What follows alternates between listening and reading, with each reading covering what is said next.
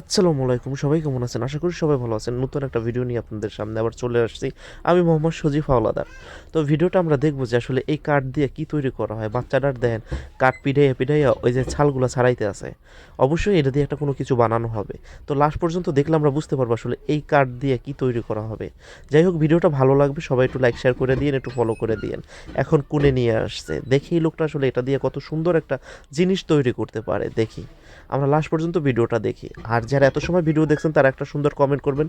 আর সবাইকে ভিডিও দেখার জন্য অসংখ্য ধন্যবাদ। দেখেন তো কত সুন্দর করে তারপর হয়তো একটা কোনো কিছু তৈরি করবে এটা।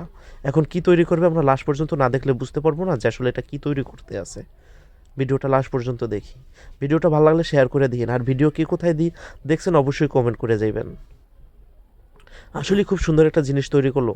এখন এটা কি তৈরি করতে আছে আমরা লাস্ট পর্যন্ত না দেখলে বুঝতে পারবো না।